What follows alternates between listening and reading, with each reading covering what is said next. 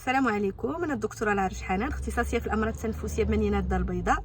واليوم بغيت نهضر لكم على شنو خصنا نديرو ملي تكون فينا الكحه وشنو ما خصناش نديرو، خاصه دابا فصل الشتاء اللي كتكثر الكحه بسبب التهاب الجهاز التنفسي اللي يقدر يكون التهاب الحلق بحال لافارنجيت او التهاب الحبال الصوتيه اللي كيكون فيهم حتى الصوت كيتبدل ولا كيمشي او لا لارنجيت او التهاب القصبات الهوائيه ولا لا برونشيت. اول حاجه ما خصناش نديرو هي ناخذو هذوك السيرويات اللي كيحبسوا الكحه، هما لي سيرو اونتي توسيف. علاش؟ لان هي الكحه اجمالا في الاول كتكون ناشفه، ولكن ما كيعنيش هذا ان هي ما خصناش خصنا نحيدوها ولا ما خصهاش تكون. هي الكحه واحد الوسيله دارها لنا الله سبحانه وتعالى باش كنخرجوا هذوك الافرازات اللي كيكونوا كتار ناجين على التهاب القصبات الهوائيه خاصه، واللي خصنا نخرجوهم ياك. اذا حنا ملي كناخذوا واحد السيرو اللي كيحبس الكحه، هذوك لي سيكريسيون هذوك الافرازات كيبقاو في القصبات الهوائيه وكيتعفنوا، وهذاك الشيء علاش بزاف ديال الناس كيوليو محتاجين مضادات حيويه. الحاجه الثانيه دايوغ اللي ما خصناش نديرو نزربوا عليها وناخذوها بدون استشاره طبيه هي من نكحوا نمشيو ناخذوا لي زانتيبيوتيك ولا المضادات الحيويه، لان في اغلب الاحيان هذوك الالتهابات كيكونوا اكثر من 90% ناتجين على فيروسات. وكيف ما كنت قلت لكم فيديوهات اخرين، الفيروسات راه ما كنداويوهمش بالمضادات الحيويه ولا بلي زانتيبيوتيك. دابا شنو هما الحوايج اللي خصنا نديرو واللي انا غادي نقدر نقول لكم اللي يقدر يديرهم تقريبا اي واحد بدون استشاره طبيه؟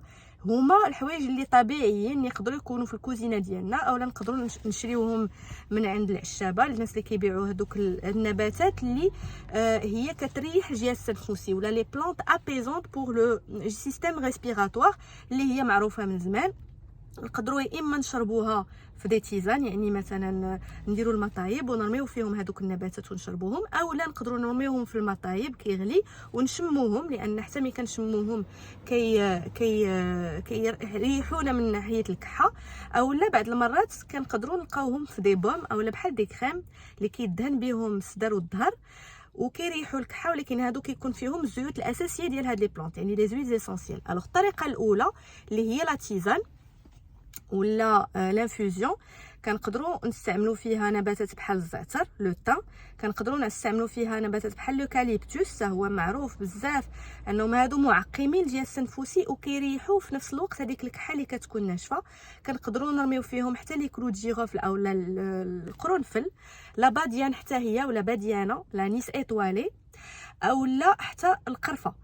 دابا كاين بعض الناس اللي ما يقدروش ياخذوا هاد لي تيزان، هما مثلا النساء الحوامل او النساء المرضعات او الناس اللي عندهم الطونسيون كطلع. من الاحسن تيستشروا مع الطبيب ديالهم، وبصفه عامه من الاحسن ما ياخذوش هاد النباتات اللي كتسخن بزاف.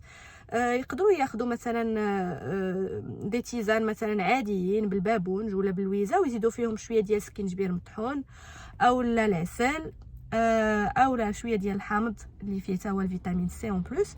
هادو حتى هما حوايج اللي كيهدنوا الجهاز التنفسي. ما تنساوش الزيت ديال العود او حتى الوراق ديال الشجره ديال الزيتون ديال لوليفيي، حتى هما مهدئين الجهاز التنفسي. يعني حتى معلقه مثلا سخيخنه ديال زويته العود مع عسيله، هادو سون دي روسيت دو غران مير كما كنقولوا، هادو وصفات اللي حنا كبرنا بهم واللي كنديروا مع وليداتنا واللي كنشوفوهم كينفعوا، واللي انا شخصيا واخا طبيبه ما كيمنعش ان الهدف ديالي كيبقى الرئيسي هو ان نشوف المرضى ديالي ولاو مزيانين، دونك كنصحهم بهم ياخذوا حوايج طبيعيين. ودابا راه كنلقاو حتى في لي فارماسي كنلقاو واحد السيرويات ولا دي باستي مثلا بحال دي بونبون همايا اللي كيكونوا فيهم نباتات ولا كيكون فيهم الحامض والعسل مثلا، اذا الواحد يقدر ياخذهم طبيعيين.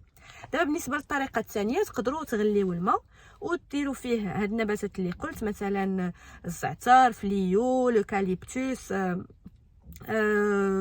الوراق ديال الشجره ديال الزيتون، الشيح حتى هو مزيان، ديروهم وتشموهم وتبخروا بهم ديال الدار. هذاك ليغ اوميد، هذاك ليغ شو، يعني هذاك الهواء اللي كيكون سخون وفيه واحد النسبه ديال الرطوبه كيريح هذيك الكحه اللي كتكون ناشفه وكيرطبها.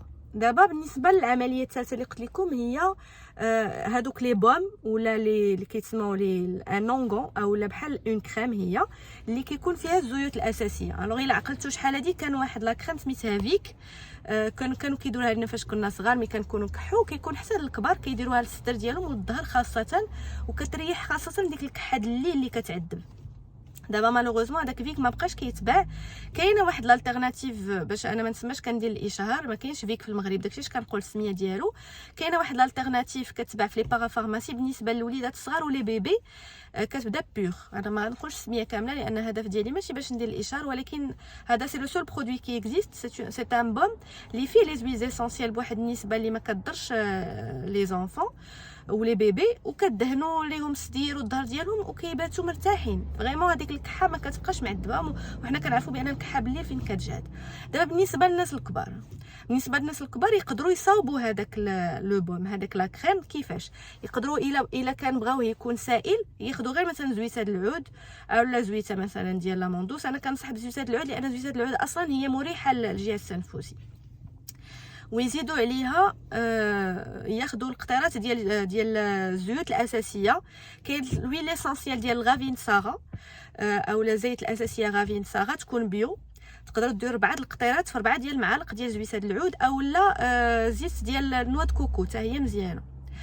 وكديروا 4 المعالق ديال زويته العود ولا 4 المعالق ديال الويل دو كوكو، وكديروا عليهم 4 القطيرات ديال غافين ساغا، وتقدروا ديروا عليهم حتى 4 ديال القطيرات ديال لويل اسونسيال دو كاليبتوس. هادو اصلا زيوت اساسيه اللي كتريح الجهاز التنفسي وكتحيد هذيك الكحه. غير هو كيف ما كنقول دائما، الناس اللي عندهم طونسيون والناس اللي عندهم سورتو النساء الحوامل والمرضعات لا، والناس اللي فيهم الصرع والناس اللي فيهم الضيقه ما كيصلحوش ليهم بزاف الزيوت الاساسيه، كيقدروا يديروا لهم دي كريز. دونك من الاحسن ما ديروهمش.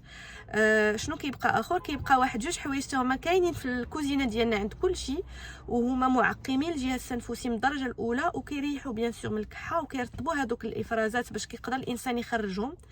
هما البصله والثومه. البصله والثومه تقدروا ديروهم في لي سوب. دايوغ الانسان ملي كيكون مريض ومروح، انا كنصحكم ما تثقلوش الجهاز الهضمي ديالكم، ما تاكلوش وجبات ودي روبا اللي ثقال كي سون لو كي سون غرا. خذوا داكشي خفيف. داكشي علاش اصلا ربي سبحانه وتعالى كيحيد الشهيه في داك الوقيتات اللي الانسان كيكون مريض وضاربو البرد.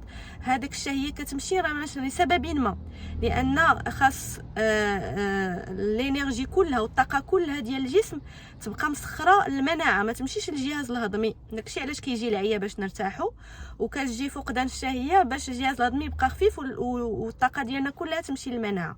اذا هذوك لي بويون مثلا دو ليغوم، مثلا داك الصوبه اللي كديروا ديال الخضيره، ديروا فيها الماء ديال البصله محكوكه، وديروا فيها الثومه بالزايد.